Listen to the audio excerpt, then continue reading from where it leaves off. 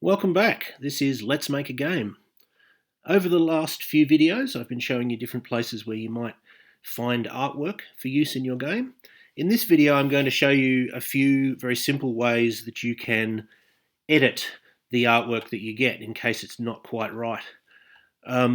Here's an example picture that I downloaded from a particular website, and let's start by assuming that we want to make this bigger, but we don't want, as often happens when we make pictures bigger, they get sort of fuzzier and less good quality. Let's say we want to make it bigger but keep the quality. Well, the best way that I've found to do this is this website, which is upscale.media. That's upscale.media.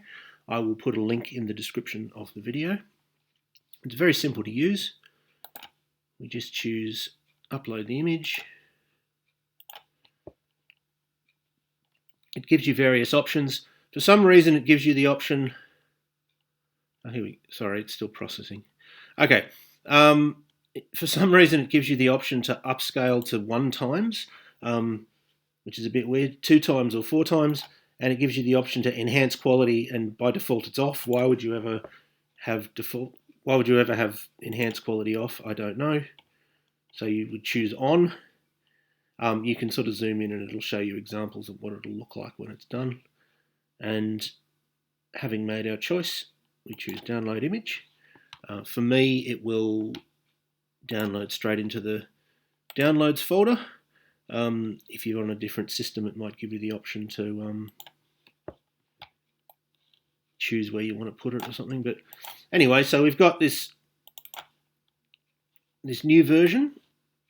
And if let's increase this one to the same size. I don't know if you can see this on, I don't know if you can see this on the computer, like on the video, because the video doesn't always record things with complete fidelity. But on my desktop, this is definitely sharper.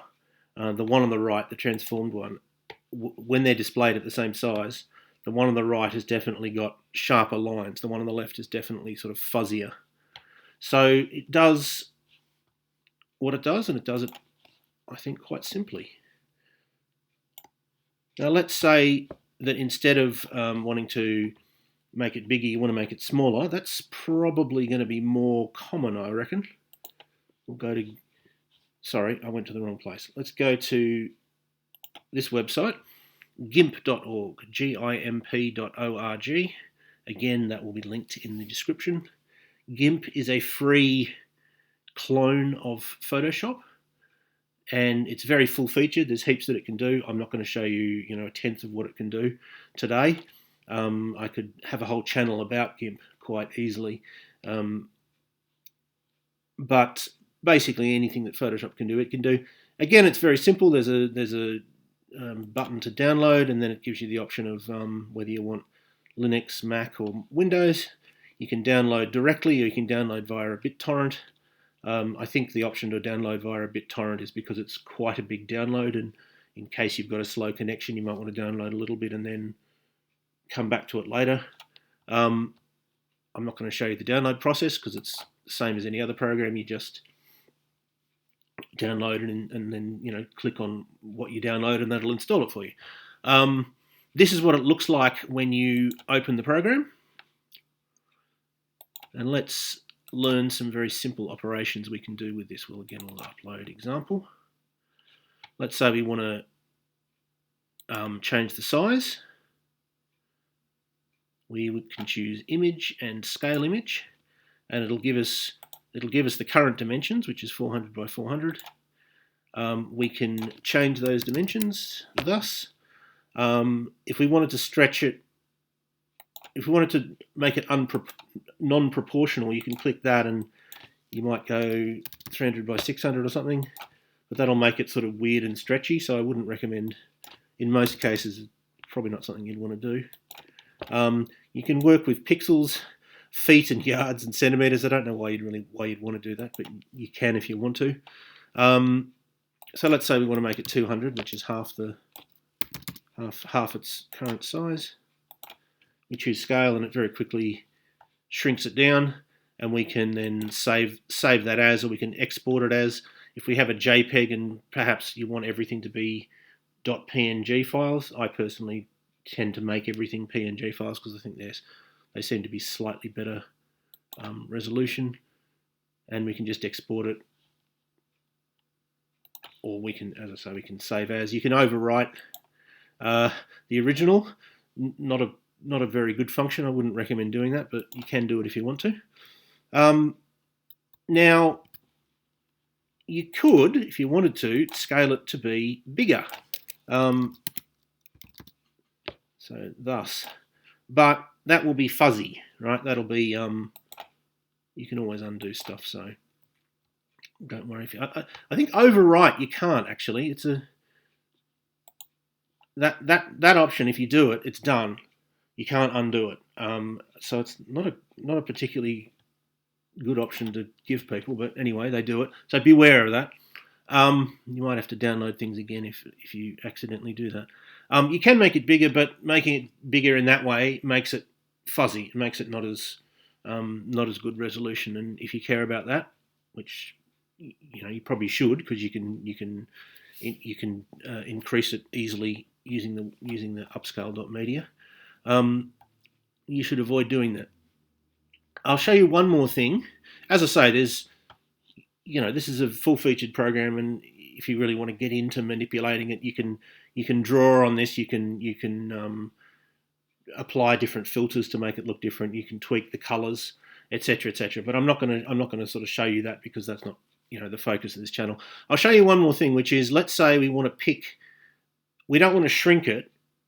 We want to pick a particular bit and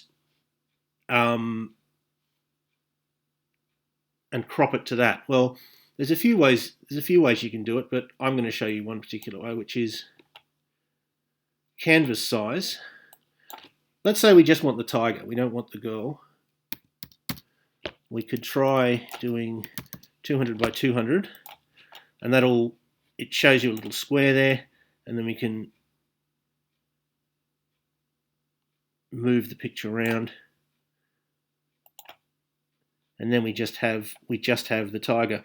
And if we wanted to, if we found that face a little bit distracting, there's ways to get rid of that. We can, for example, this button here is a smear button, and you can, I don't know if you can see that, but it sort of removes detail, and that might be a way we wanted to do that.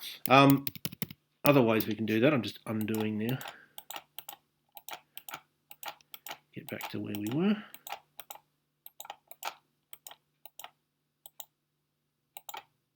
There we go.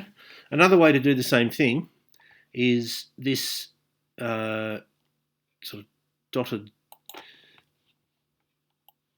square or rectangle. We can sort of pick a bit we want. Let's say we just want the eyes, and then we can choose image, crop to selection, and that cuts out everything except the bit that we've chosen, and then we can save that or export that as we have done. And that might be useful if you have a big scene that there's one figure in the scene that is useful for you, or something like that. So that's GIMP. As I say, there's heaps more to GIMP, but I just wanted to show you the very basics. And so with those basics, if you've got a picture that's not quite right, not quite the right size, or you just want to pick a little bit, you can do so. So next week, or next video, I will show you how to actually use these pictures in your game. So hopefully you will tune in then.